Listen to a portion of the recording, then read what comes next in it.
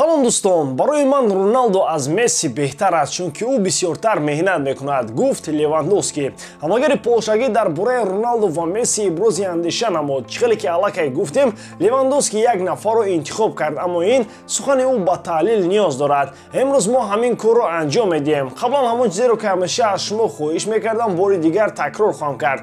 Ба канал подписатсия карда ин видеоро барои паҳн шудан ба дигарон лайк монед. Барои пешравии кор ва баланд шудани сифати ҳар як видео ин амали шумо кӯмак хоҳад кард.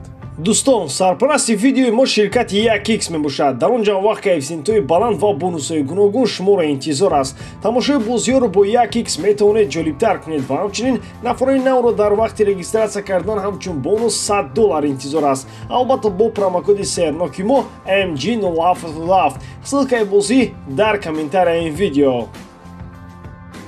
шаби гузашта дар чемпионатҳои аврупоӣ бозиҳое баргузор шуданд ки диққати зиёдро ба худ ҷалб карданд. Яке аз чунин бозиҳо дидори дастаҳои Лариан ва ПСЖ мебошад. Ин бозиро метавон бо як ҷумла баҳо дод. Рамос баргашт. Баргаштани ӯ паёмадҳои хубе надошт. Ӯ корти сурх гирифт ва танҳо Буамин номи худро дар протоколи бозӣ ворид кард. Рамос баъд аз он ки тобистони соли ҷорӣ ба дастаи шаҳри Париж гузашт, танҳо дам гирифта истодааст. Дар ҳайати ПСЖ Серхио Рамос танҳо 2 бозӣ гузаронд. Дар 29 бозӣ футболбози испанӣ бо сабаби осебаш иштирок накард. Дар ПСЖ айни ҳол ӯ танҳо қопчаи пул ва як корти сурх гирифту халос. худи бозӣ бо натиҷаи мусовӣ 1-1 ба анҷом расид. Месси дар намудани Мбаппе ва Неймар аз ӯҳдаи кор набаромад. Парижиёро Мауро Икарди дар дақиқаҳои охири бозӣ аз бохт наҷот дод. Дастаи собиқи Рамос Реал Мадрид бошад, бе мушкилӣ тавонист бар Атлетик Билбао дар сафар дастболо шавад.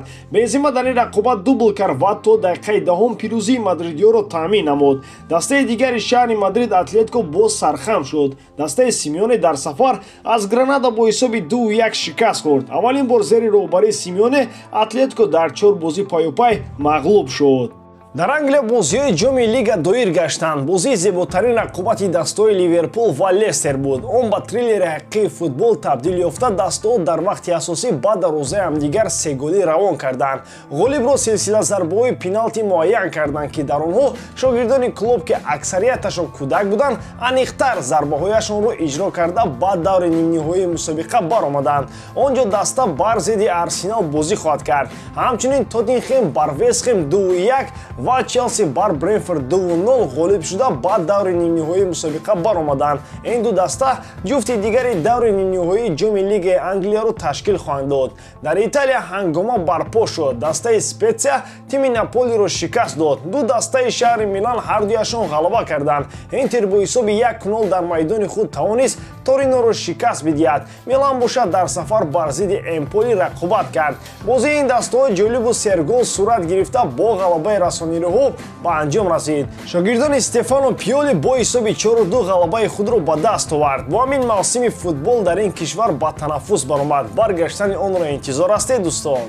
Дастаи Ливерпул ба шикори Эрлинг Холланд мебарояд. Гуфта мешавад ки диққати дастаи Мерсайдӣ ба ҳамлагари норвегӣ акнун хеле ҷиддӣ мебошад. Ливерпул ба хулоса омадааст ки тобистони соли оянда ба бозор барои харидани Холланд равад. Тибқи хабарҳо Ливерпул ният кардааст ки як ҳамлагари рақами 9, яъне ҳуҷумкунандаи марказии классикиро бихарад. Агар Ливерпул ба ин мақсад расад, ин дар тамдиди шартномаи Салоҳ кӯмаки зиёд хоҳад расонд. Гуфта мешавад ки Муҳаммад Салоҳ аз даста дар равзанаи трансферӣ фаъол буданро талаб дорад. Бозингари мисрӣ аз Ливерпул хоҳиш кардааст ки ҳаятро қавӣ гардонанд ва яке аз талаботҳои асосии Салоҳ ба даста ҷалб кардани Холланд мебошад. дар ин роҳ мерсайдиҳо метавонанд ба чанд мушкилӣ рӯбарӯ шаванд. моҷарои асосӣ маблағ мебошад. Ливерпул он дастае нест ки баланд кардани музди маоши Салоҳ ва бар зами ин харидории Холландро ба худ иҷозат бидиҳад. гузашта аз ин агенти Холланд Мино Райола ҳам иштиҳои баланд дорад. пули ӯро кӣ медиҳад? агар ҳамлагари норвегӣ дар Ливерпул қарор бигирад, клуб ӯро боз аз ин беҳтар карда метавонад. ҳамлаҳои шигифтангез ва контрҳуҷумҳои тезсуръати Ливерпул ба усули бозии ҳуҷумкунандаи ҷавон мутобиқ ҳастанд. Холланд аллакай аз як сатҳ ба зинаи нав баромад. акнун дар корномаи ӯ фурсати фаро расидааст ки Холланд бояд интихоби дуруст кунад. агар ҳамлагари норвегӣ як зинаи дигар боло равад, ҳамонро ба бузургӣ ва маҳорату малакааш qoyil мекунад. ба Левандовски суол доданд ки оё Месси беҳтарин футболбоз дар таърихи футбол аст. Левандовски дар ҷавоб чунин гуфт: Месси ва Роналдо аз дигарон фарқкунанда мебошанд. Аз он замоне ки ман ба футболи касбӣ машғул шудам, аз онҳо беҳтаре пайдо нашуд. Муборизаи онҳо ҳамеша вуҷуд дошт. Ҳар як нафар бо паҳлӯҳои гуногуни футбол дарк ва фаҳмиши худ футболбози беҳтаринро интихоб мекунад. Интихоби ҳар кас аз он вобаста хоҳад буд ки ӯ кадом намуди футболбозонро меписандад. Ба ин суол посух гардондан душвор аст. Ман заҳматдӯстии Криштианоро эҳтиром мекунам. Барои Месси ҳамаи кор осон ба назар мерасад. Ба фикри ман Криштиано барои расидан ба қуллаҳои мақсуд заҳмату талоши бештар кард, гуфт Левандовски. инҷо як нуқтаи хеле муҳим аст. бозии Левандовски бисёртар ба Роналдо шабоҳат дорад. ҳарду нисбат ба дигарон бештар тамрин мекунанд.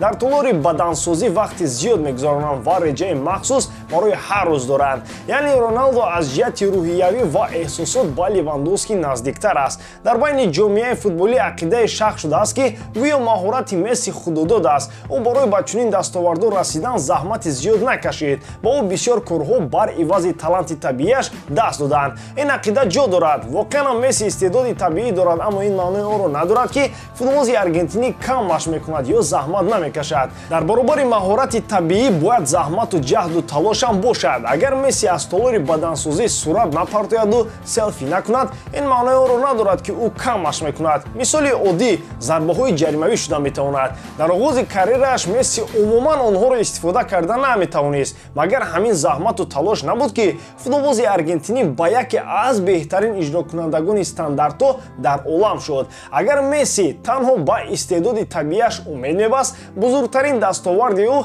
хетрикаш ба дарвозаи Реал дар соли 2007 мебуд. ва аммо дар як масъала иқрор шудан лозим аст ки Криштиано воқеан ба машқу тамринҳо ва реҷаи рӯз таваҷҷӯҳи бештар дорад. Месси танҳо дар қиёс ба Роналдо камтар заҳмат мекашад, аммо дар маҷмӯъ дастовардҳои имрӯзаи ӯ маҳз бар ивази заҳматҳои шабонарӯзии ӯ ба даст омаданд. шумо дар ин бора чӣ фикр доред дӯстон? ҳатман фикрҳои худро дар комментария нависед. ба ҳамин тамом, боварӣ дорам ки эҷодкории ман ба шумо писанд меояд. лайк, комментария ва дар канал обуна шуданро аз ёд набароред. бо шумо буд мисли ҳар вақта Муҳаммад Гаиров. хайр дӯстон, дар паноҳи Аллоҳ.